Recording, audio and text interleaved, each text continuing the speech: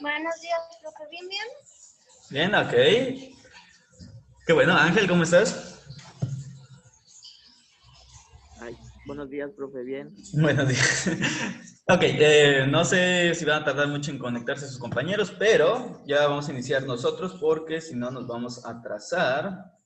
Y me comenta la maestra Erika que todavía no le informan si le van a autorizar a extender el tiempo. Ya en que perdimos clases por los huracanes, entonces creo que todavía no le han informado si se va a extender el tiempo o no, así que vamos avanzando nosotros.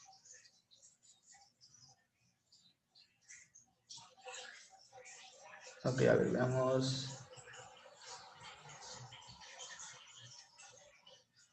Listo, ok. Vamos a iniciar con la cuestión económica. Ya les dejo una tarea sobre lo que les comentaba anteriormente de lo legal en cuanto a la cuestión ambiental. Y esta unidad se llama...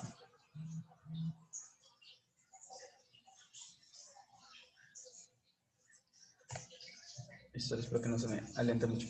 Esta unidad trata sobre lo que tiene que ver la dinámica social en relación a la cuestión económica, ¿de acuerdo? Entonces, para ser más exactos, es las organizaciones sociales y su dinámica económica. En el contexto económico, ¿de acuerdo? Ya les he dejado algunos materiales. Bueno, aquí está el enlace de la clase, que es siempre el mismo, simplemente cambio los títulos. Les he dejado en esta página, cuando ustedes ingresan acá van a encontrar como si fuera una página web, donde ya les he dejado varios videos. Ya descubrí que si lo pongo así no tengo que tener aquí todos los videos juntos. Entonces, en cuanto puedan, entren acá para profundizar sobre lo que vamos a estar viendo. ¿Ok? Les he dejado, creo que son 4 videos. Entonces, si ustedes ingresan, les va a mandar a los videos que contienen justamente información que tiene que ver con la clase y pues como vamos a ver cuestiones de economía, les he puesto cosas de economía justamente. Por ejemplo, qué es la macroeconomía, qué es la microeconomía. Esas de hecho ustedes la van a llevar, si no me equivoco, como materias. Entonces es simplemente como que algo global para que se entienda más a lo que nos vamos a referir ahorita. También qué es el PIB, qué es el IPC y me parece que son todas las que se he puesto por el momento. Igual les pongo más posteriormente, ¿ok? ¿Y qué es el Banco Central? Son cosas, vamos a decir, básicas para ir comprendiendo las cuestiones de economía. Entonces, ahí, eso está en esa página, solo hay que darle clic. Y debajo les he dejado un enlace para una actividad. Esta actividad es actividad grupal, es decir, se hace entre todos y además es en vivo. ¿A qué me refiero con que es en vivo? Con que todo cambio yo lo puedo ver inmediatamente. Que es esta acá, solamente le dan clic aquí. ¿Qué es lo que van a hacer al finalizar la hora que tenemos así propiamente como en la que sí tenemos videollamada? Pues de todo lo que hemos visto, van a hacer apuntes, pero además van a investigar entre todos 3 puntos aparte. O sea, además de los apuntes que van a escribir entre todos, van a investigar qué es la libertad, el índice de libertad económica, qué es el índice de desarrollo humano y qué es el índice Gini, ¿ok? Como es algo grupal, es algo que pueden hacer en una hora. Entonces, y le repito, eso es en tiempo real. Cualquiera puede ver el cambio que se realiza y quién está realizando la actividad y quién no. Y sobre todo qué cambios se están haciendo. Entonces, si alguien llegara a borrar algo de alguien, pues yo sé que esa persona pues ya participó y ahí está, ¿no? Entonces ahorita les explico eso. Ok, vámonos entonces a nuestro material de hoy, que también les voy a dejar el enlace acá, nada más que acabe la videollamada. Bien, vamos a ver los fundamentos de economía, que tiene que ver justamente con esta parte de cómo se organizan las sociedades y cuál es su dinámica en cuanto a lo económico. A pesar de que me voy a enfocar más en cuestiones estrictamente económicas, obviamente lo voy a ir ligando con la cuestión de la organización social y de la dinámica, porque al fin y al cabo la economía es una dinámica social. O sea, implica la acción de muchos factores o de muchos actores sociales que no se pueden explicar sin, lógicamente, entender su comportamiento. Entonces, ¿qué es la actividad económica? Porque lo primero que hay que entender es que la economía estudia la actividad económica. Es decir, podemos entender la economía de 2 maneras básicas. Hay más, pero vamos a entenderla de 2 maneras básicas. Primero, como la acción concreta que nosotros hacemos para satisfacer, que ahorita voy a explicar qué es para satisfacer necesidades. Y segundo, como la ciencia que estudia relaciones o estas acciones que realizamos. Entonces, la actividad económica se le puede definir como la acción encaminada a satisfacer necesidades humanas. Ahí dice ilimitadas, y sí, sí tiene razón, son ilimitadas. Son necesidades ilimitadas utilizando recursos escasos que son susceptibles de uso alternativo. En pocas palabras, la economía se trata de maximizar el uso de los recursos y obviamente de poder hacerlo llegar a todos para saciar las necesidades en la medida de lo posible. Hay que partir de una idea que sí es muy clara y muy importante desde el principio y que muchas veces los gobiernos olvidan. Y es que la riqueza, bueno, la satisfacción de estas necesidades no es gratis, ¿ok? ¿A qué me refiero con que no es gratis? Que siempre implica un costo, ¿ok? Ahorita vamos a ver a qué me refiero con que implica un costo. Muchas veces pensamos que el costo es únicamente económico, pero hay un costo, o sea, siempre hay algo, todo cuesta. Que tú quieres comer un plátano, tienes que bajarlo. ¿Qué te costó? Pues por lo menos ir a buscar el plátano y luego cortarlo, ¿verdad?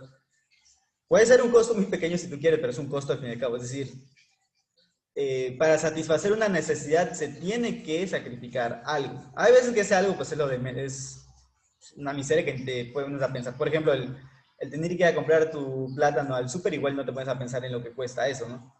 Pero si te pones a pensarlo, pues sí cuesta algo. Ya sea tiempo, ya sea esfuerzo, ya sea dinero, pero cuesta algo, no es simplemente, ¿cómo se llama? Pues a gratis, ¿no? Supongamos que no hubiera supers, que todo es en la naturaleza como los cavernícolas, o sea, como hace miles de años. Pues sigue siendo lo mismo, o sea, al fin y al cabo te cuesta algo. Entonces, pues eso sería como que lo primero, ¿no? Además, la economía normalmente van a escuchar que habla de recursos escasos. Eso es importante que lo tengan presente. Aquí luego hay una como pequeña discusión entre qué se supone que hace la administración y qué se supone que hace la economía. Mi punto de vista es que la administración es una rama de la economía, o sea, no es toda la economía. La economía es una ciencia muy amplia, mientras que la administración sería una de sus tantas ramas. Y hay quien dice que la administración es para cuando hay recursos, de cómo se reparten estos recursos, mientras que la economía se fundamenta únicamente en el recurso escaso. Pero pues en realidad más bien, sea escaso o no el recurso, pues hay que administrar. O sea, yo tampoco es como que te vas a gastar todo el dinero en una sola cosa, ¿verdad? Y al final, pues realmente todos los recursos son escasos. Porque recuerden que vivimos en un planeta cerrado, o sea, no podemos generar materia o energía de la nada. Simplemente, principio de química, ¿no? El principio de Lavoisier. La materia y la energía no se crean ni se destruyen, solo se transforman. Por lo tanto, la cantidad de materia y de energía ya está determinada en el universo. Bueno, al menos en la física clásica. En la física cuántica ya hemos descubierto algunas curiosidades, pero bueno. El punto es que en teoría el recurso es escaso y más en la Tierra. O sea, no, lo que hay en la Tierra, pues hasta ahorita es el único lugar donde lo conocemos y por lo tanto, pues podríamos asumir que también es escaso respecto del universo. Pero eso sería la actividad económica, ¿ok? ¿Me pueden dar ustedes, hasta ahorita somos 4, ¿me podría dar cada uno de ustedes un ejemplo de actividad económica que ustedes se puedan imaginar? Recuerden que no pasa nada si es incorrecto, o sea, el punto es ahorita participar y que tengan estos puntos de participación. ¿El turismo entraría? Ok, el turismo es uno, ¿de acuerdo? Ahorita vamos a ver qué necesidad resuelve el turismo, pero ok, ahí va uno. Otra. La pesca. La pesca, ¿de acuerdo? Otra más. Ganadería. La ganadería, otra más. Todavía falta uno de ustedes. Agricultura. La agricultura, perfecto. Todo lo que me acaban de mencionar son actividades económicas y satisfacen diversas necesidades, ¿ok? Por ejemplo, bueno, creo que la pesca y la agricultura queda bastante claro que satisfacen, ¿no? Necesitamos comer para sobrevivir. ¿Qué satisface? Pues esto. El que tal vez no sea tan claro es el turismo. ¿Qué necesidad creen que solventa el turismo?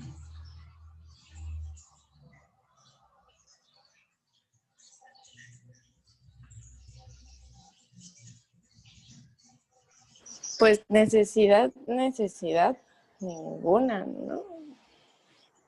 Pero más que nada por Cancún, que es un ejemplo de que viven muchas familias de ello. Ok. Fíjate que sí hay una necesidad, ¿eh? parecer que no, porque puede parecer que inclusive algo tan... No sé, les pongo el ejemplo aquí del arte, ¿no? Porque muchas veces pensamos que el arte es como que algo que debería ser completamente gratis. Pero todo eso incluye, o sea, todo eso es una necesidad. O sea, el ser humano no solamente tiene necesidad de sobrevivir. Comer obviamente implica sobrevivir. Tomar agua pues implica sobrevivir. El ser humano también tiene necesidad de salud psicológica, de salud mental. Pero también tiene necesidad a la vez de esparcimiento. ¿Por qué? Porque somos seres... De hecho, hasta los animales se divierten. O sea, pueden ver cómo los animales luego juegan. Hasta animales que se supone que son, bueno, que la mayoría asume que son solitarios, o bueno, no solitarios, sino que no actúan en grupo normalmente. No es como que lo más normal verlos en grupo, como pueden ser, digamos, los gatos, ¿no? Pero si ustedes tienen gatos en su casa, saben muy bien que los gatos se pueden jugar entre ellos, ¿no? Entonces, todos los seres vivos, o por lo menos todos los seres vivos, como los mamíferos, un poco más desarrollados, incluyéndonos nosotros, suelen tener diversión, ya sea en alguna etapa de su vida, por ejemplo, como cuando nacen, que es cuando vemos más que los cachorros juegan, pero también adultos también siguen jugando. Entonces, es una necesidad al fin y al cabo, ¿me explico? El poder recrearte, el poder desestresarte, es una necesidad. Y el turismo satisface, entre otras cosas, esto también satisface la curiosidad, la necesidad de conocer, entre otras cosas. Entonces, al fin y al cabo, sigue siendo una necesidad. Lo que pasa es que, les repito, muchas veces, así como reducimos el costo a la idea de lo económico, o sea, que solo te cuesta algo que tiene un valor monetario, también muchas veces reducimos las necesidades humanas a únicamente sobrevivir. Y no, realmente tenemos más necesidades. Eso se ve un poco más en psicología, pero bueno. La otra cuestión es esta. No viene aquí las diapositivas que les hice, pero sí considérenlo. Las necesidades justamente no son de forma necesaria exclusivamente monetarias, ¿ok? Muchas son necesidades psicológicas, o sea, que tienen que ver más con satisfacer cuestiones más psicológicas. ¿Por qué es importante entender esto? Porque entenderán entonces por qué ciertas empresas le apelan a ciertos tipos de necesidad. Por ejemplo, Apple. Ese yo creo que ya lo han escuchado porque acá rato lo repiten como ejemplo. ¿A qué apela Apple cuando te habla del iPhone, por ejemplo? Pues seguramente ya lo han escuchado, entonces lo voy a decir una vez. Básicamente apela a el estatus. ¿Por qué te lo venden tan caro y por qué tan como... se fue la palabra, pero así como que tan cerrados, de que únicamente, como que es tan exclusivos?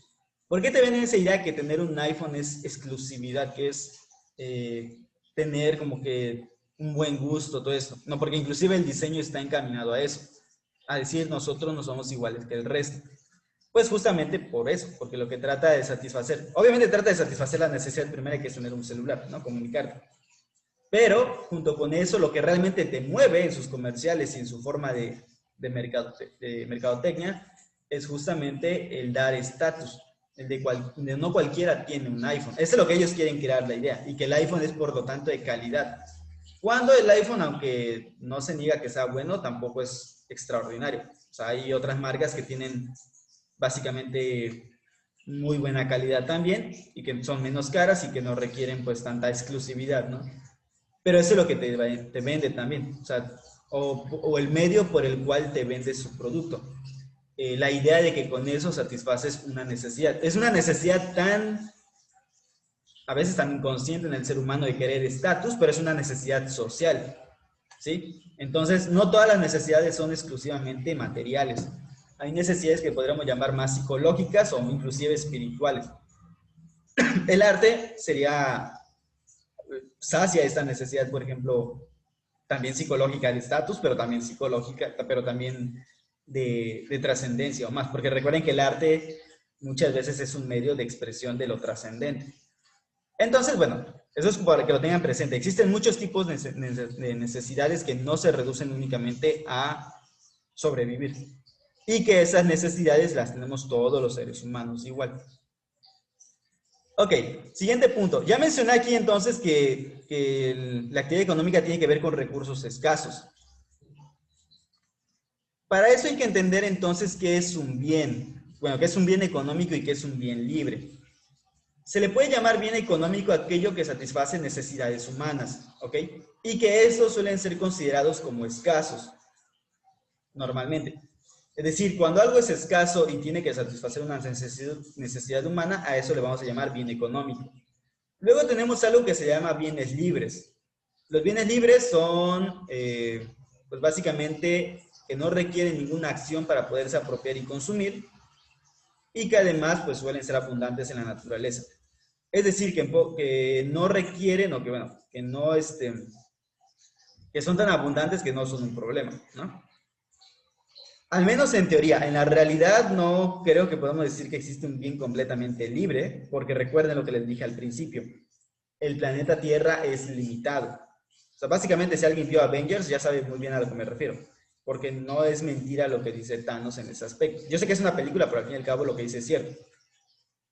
El universo tiene recursos limitados, ¿no? O sea, es algo evidente, entre comillas. Al menos el planeta Tierra sí sabemos que tiene recursos limitados. Y entonces, pues en teoría no es como que exista algo completamente libre. Pero bueno, vamos a asumir que lo existen, que existen ciertos aspectos naturales que son tan abundantes que simplemente nosotros no nos los podríamos gastar. Pero sí podríamos echarlos al perder lo suficiente como para no poder ser usados. Que es, por ejemplo, lo que pasa con el agua.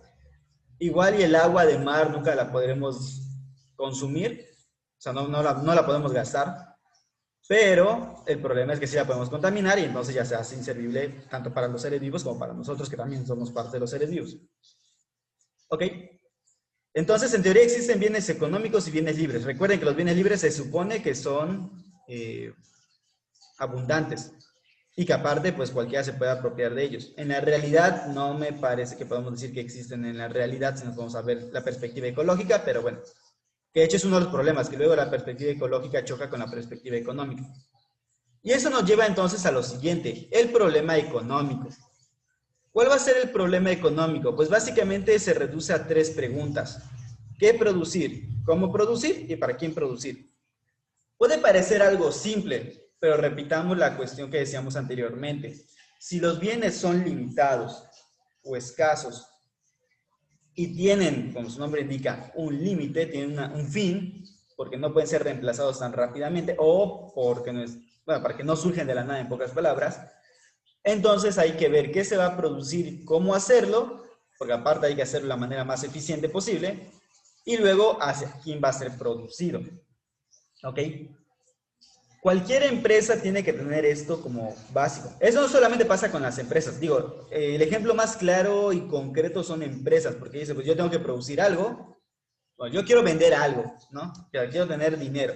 El dinero al fin y al cabo es un producto en sí mismo. ¿Cómo lo voy a producir? Porque aparte, bueno, si lo produzco y es muy caro producirlo, pues lo voy a tener que vender muy caro. Y si no hay nadie que me lo quiera comprar muy caro, pues entonces llamámosle. Entonces tenemos aquí que ya se explica en cierta forma también la oferta y la demanda. Si yo puedo producirlo a menor costo y venderlo a un precio racionable, o bueno, venderlo al precio que a mí se me dé la gana, si hay quien lo quiera comprar, que es lo que pasa con iPhone, por ejemplo, que sus precios son exagerados para lo que realmente vale producirlo, pero si hay quien lo quiera comprar, pues adelante, ¿no? Entonces yo lo produzco y lo vendo y pues ahí es problema de quien si quiere o no comprarlo. Mientras exista quien lo compre, pues obviamente va a existir a ese precio. ¿Y para quién producirlo? ¿No? Por ejemplo, el iPhone no está producido para todos, porque recuerden, lo que te quiere vender es la idea de estatus. Por lo tanto, está dirigido y pensado a cierto sector económico. Obviamente no significa que otras personas no lo puedan adquirir, simplemente implica que en principio su mercado o su nicho de mercado tiene ciertas características sociales, económicas, psicológicas. A veces inclusive hay empresas que piensan hasta en lo político. Si no veas a Netflix y toda la promoción ideológica que hace en sus propias series y películas que realiza, porque es bastante claro. O sea, y ellos mismos lo dicen abiertamente, no es como que es algo oculto, ¿no? Entonces, aquí ya tenemos que se puede inclusive, y de hecho lo que hacen los mercadólogos, si ustedes cuando lleven la materia de mercadotecnia, porque supongo que la van a llevar también, van a ver que básicamente es lo que hace un mercadólogo. O sea, crear tu nicho de mercado, precisar bien cómo debe ser tu consumidor, o bueno, la persona a la que le vas a vender, Y hasta te pueden decir que tenga tarjeta de crédito, que tengan 2 hijos, y, o sea, te pueden determinar tanto a quién va dirigido algo, que lo hacen pues prácticamente exclusivamente para ellos. Eso a nivel de empresas, pero si lo vemos a nivel que sigue siendo una cuestión social, eso es un actor social, así como las familias mismas tienen que pasar por esto. Luego pensamos que eso no afecta a las familias directamente, pero igual las familias piensan en qué producir, cómo producir y para quién producir. Bueno, tal vez tú no vendas algo con tu familia, pero en qué voy a trabajar, eso ya implica el qué voy a producir. Porque al fin y al cabo trabajar implica producir, ¿me explico? ¿Cómo voy a hacer esto? Pues también. ¿Para quién lo voy a hacer? Pues también. O sea, al fin y al cabo esto, también las familias toman eso. Entonces, como verán, el problema económico de la economía es algo que está implícito en todos los factores sociales. O sea, no hay nada que no implique lo económico. Inclusive los cavernícolas ya tienen que pensar en qué se van a comer y cómo lo van a comer y cómo van a hacer que esto dure para comerse. Entonces, eso ya era economía. No como hoy en día la concebimos, pero sigue siendo economía porque sigue habiendo una cuestión de recursos limitados y una cuestión de necesidades que saciar. ¿Ok? A nivel país también se hace eso y es donde se ve más claramente su aspecto social, porque pasa lo mismo. Voy a tratar de encontrarles para la siguiente clase material de qué actividades productivas tienen los países para que se den cuenta, por ejemplo, en qué dependemos más. O sea, hay países que, por ejemplo, dependen exclusivamente de su petróleo. O sea, prácticamente si tú ves o comparas los porcentajes de cuáles son sus actividades productivas, le dan tanto énfasis a algún recurso natural como el petróleo, que prácticamente no tienen diversidad económica. ¿Y qué es lo que va a pasar cuando se pierde esta, sobre todo si dependes de un bien escaso como lo es el petróleo, o bueno, no renovable como es el petróleo, pues básicamente ya te amolaste, ¿no? ¿Por qué? Porque está sujeto a muchas cuestiones que en ocasiones no son controlables y que además de todo, pues simplemente tarde o temprano va a dejar de ser usado, sobre todo en lo que avanza la tecnología. O que dependen mucho de la agricultura, pues lo mismo. O sea, no es que sea mala la agricultura, pero depender completamente de la agricultura estás dependiendo de algo que en cualquier momento llega un huracán, un desastre natural, un cambio climático o lo que sea, y pues por lo tanto pierdes tus recursos naturales. Hay países que no tienen tantos recursos naturales y sin embargo son más ricos que países enteros que los tienen. Un ejemplo de ellos es Suiza, Corea del Sur, que no tienen petróleo, no tienen grandes recursos naturales y sin embargo son países ricos o con una muy buena calidad de vida. ¿Por qué? Porque al fin y al cabo no todo eso. O sea, el tener grandes recursos naturales no basta para hacerte rico. También tiene que ver el cómo producirlo y para quién. ¿Hasta ahí alguna duda de lo que he dicho anteriormente? Todo bien, profe. ¿Sí? Ok. Sí, todo claro. De acuerdo. La otra cuestión a considerar respecto al problema económico es lo siguiente. Ya mencioné que se trata de qué producir, cómo y a quién, ¿no? Bueno, ¿qué significa producir? Pues producir básicamente consiste en combinar los recursos escasos, que vamos a llamar factores productivos, para obtener bienes y servicios finales que satisfagan las necesidades humanas. Eso es básicamente la producción. Y hay que diferenciar también entre lo que es la eficacia y la eficiencia. ¿Por qué? Porque buscamos que esta producción sea lo más eficaz posible. ¿Qué hace un administrador en una empresa? Pues básicamente ayudar a eso también. Porque al fin y al cabo estamos hablando de recursos y en una empresa, aunque actualmente ya no le llaman recursos humanos, ya muchos ya le cambiaron el nombre a capital humano, pero básicamente es lo mismo. Estamos hablando que las personas humanas, o tus trabajadores o colaboradores, que es hoy en día como se le llama muchas veces, que si hay una diferencia, yo creo que hasta psicológica, el que te llamen trabajador, el que te llamen colaborador, pero bueno, que al final depende también cómo se traduce en la realidad, pero al menos el concepto en sí mismo ya es un cambio. Bueno, el punto es que tú tienes que, o sea, tú en una empresa tienes que considerar también el factor humano que tienes, ¿me explico? Esa es otra forma de llamarle a recursos humanos también. Tienes que considerar tu factor humano, tienes que considerar también tus recursos materiales, en caso de que es algo de producir. Tienes que considerar, pues, que con qué es lo que cuentas, y aparte hacer lo que trabaje eficientemente.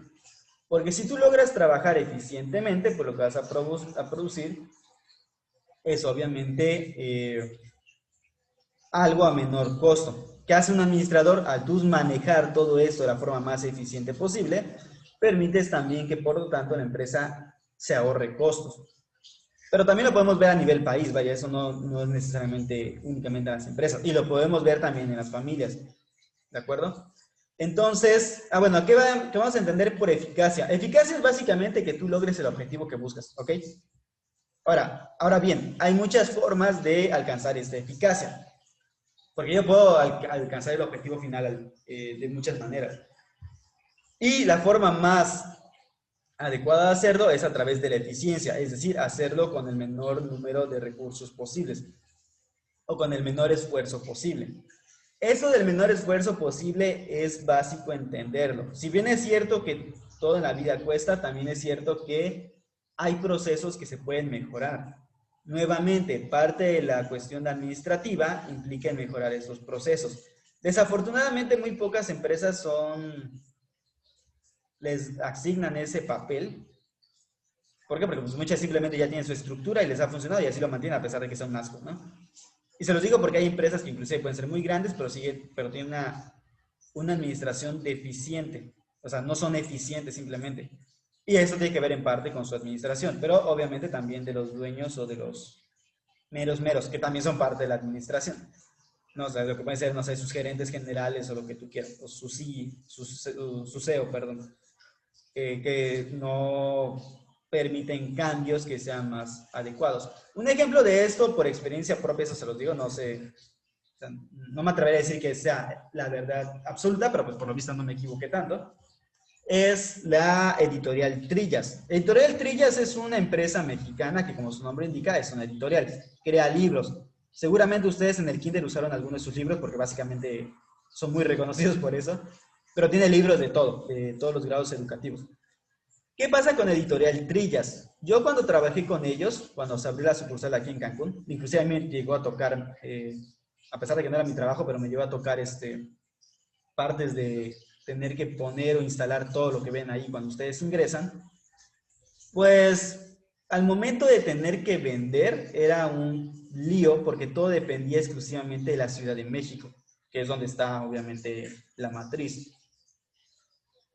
Querías promocionarte, no puedes hacer promociones propias, sino que tenías que esperar a las que te mandaran de parte de la Ciudad de México.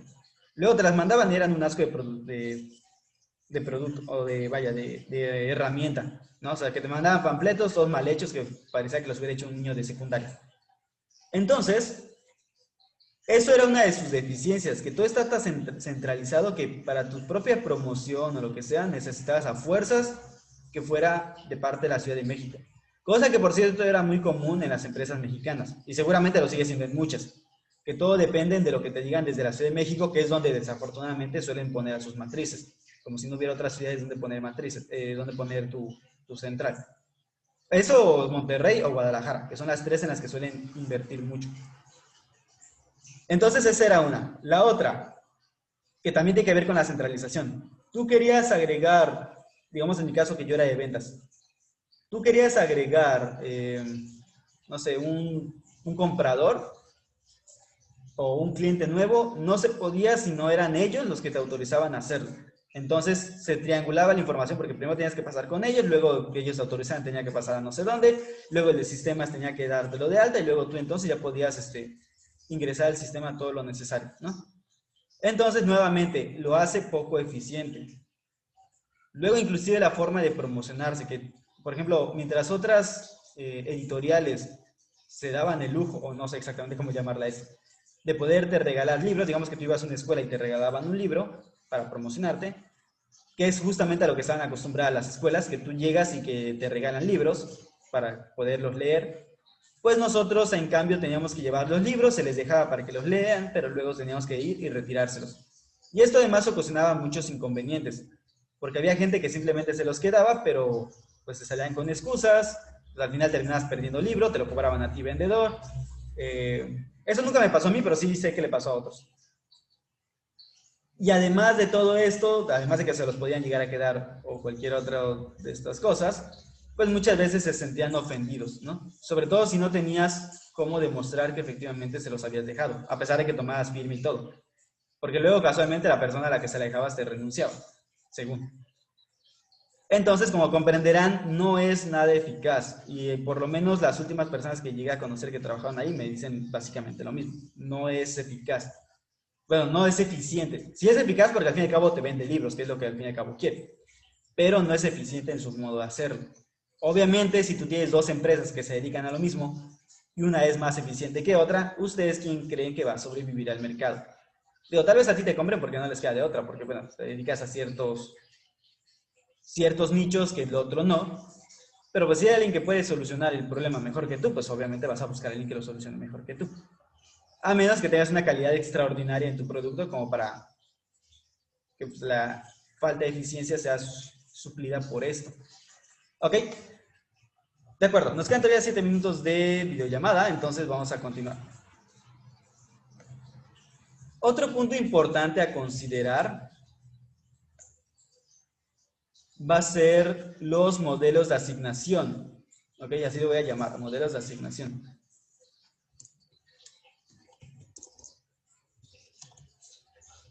Aquí voy a mencionar un poco más como lo que sería, bueno, es en general.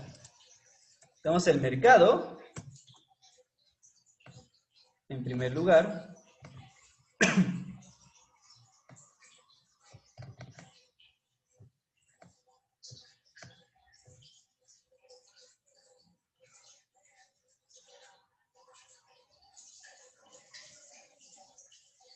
Y tenemos la planificación. ¿Ok? Bien, comento. El mercado puede ser de varios tipos. Puede ser, vamos a llamarle un mercado perfecto. Ahora te voy a explicar qué es un mercado perfecto.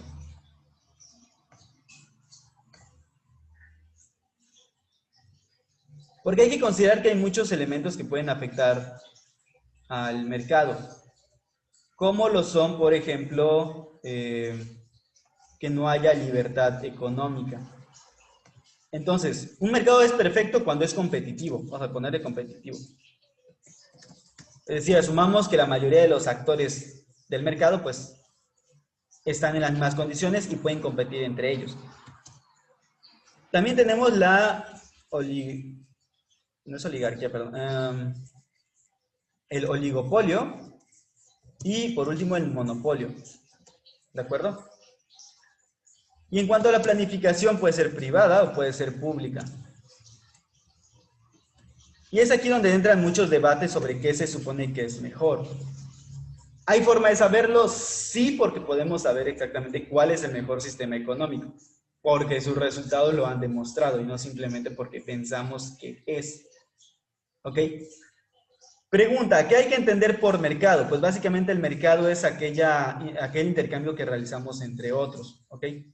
Y lo digo de esta manera porque, bueno, podríamos primero tener presente que el mercado pues sería algo así como que el espacio donde se realizan los intercambios. Pero en última instancia, pues básicamente cualquier interrelación entre consumidores y productores, pues es un mercado. O sea, ya como que a grandes rasgos. En cuanto a la planificación, pues planificar depende, ahora sí que quién va a planificar y qué. ¿Ok? Se espera que una planificación pues sea equitativa y sea eficiente. Y las sociedades se han ido configurando de diversas maneras para alcanzar esto. ¿Ok? Entonces, maneras de, vamos a decir, combinar, vamos a decir, diferentes combinaciones. Ok, hay diversas maneras de combinar el mercado con la planificación. ¿De acuerdo? Una forma es donde existe libre mercado. Es decir, donde se deja que sea el mercado mismo el que se determine. Y que utiliza así solamente el mercado. ¿Ok? Esto es una economía liberal. O sea, la propiedad y los recursos son privados.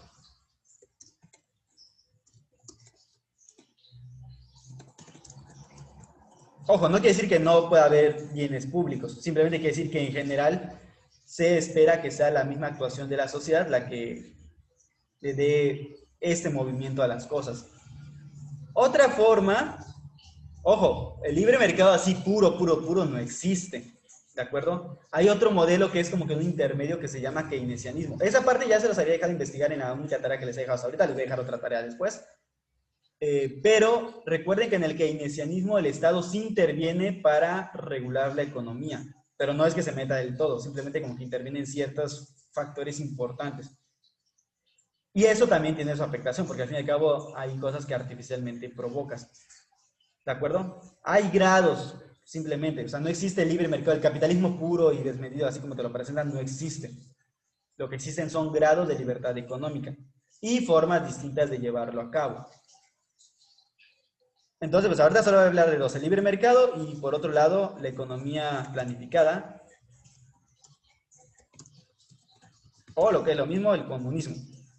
Tampoco existe un comunismo completamente puro, o por lo menos ya no ahora. Por ejemplo, China, ya hay muchos que dicen que no es comunista, es simplemente un capitalismo de Estado. Pero básicamente, en este caso, la propiedad sería pública. Tanto la propiedad como recursos son públicos. Y uno pensaría que esto es mejor, pero en realidad no lo es necesariamente.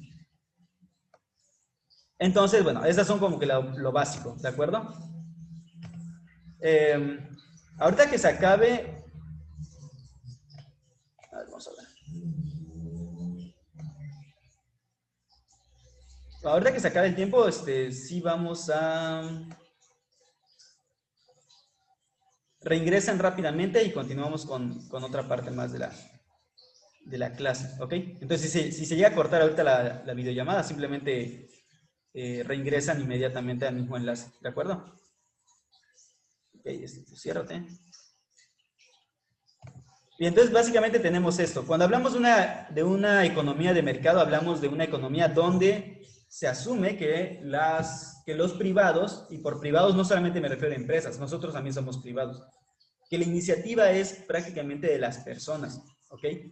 Y mientras más libre sea, más implica que las personas pueden involucrarse al sistema económico y por lo tanto ir ascendiendo socialmente. Lógicamente, siempre y cuando se haga de forma adecuada. ¿Por qué? Porque, por ejemplo, Chile era un país bastante de libre mercado. Pero, ¿cuál es el problema que tenemos en Latinoamérica? Que nunca sabemos aplicar nada y entonces, al final, se termina creando más desigualdad, pero eso no es tanto culpa del mercado, sino de la forma como lo realizamos aquí, ¿ok? Porque en general nunca lo realizamos del todo bien.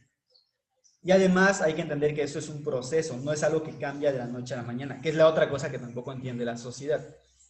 Y a veces tampoco los políticos, que no es algo inmediato, eso es algo que se va haciendo a largo plazo. Entonces, si tú quieres cambiar algo, tiene que ser a largo plazo. Y eso no lo suelen hacer acá porque quieren tener todo en 6 años para obviamente ganar siguientes elecciones. No piensan por la sociedad, piensan por el poder que ellos tienen y que no quieren perder. Ahorita vamos a hablar un poco más de esto, entonces se corta la videollamada y vuelvan a ingresar, ¿de acuerdo? Ya solo queda menos de 1 minuto.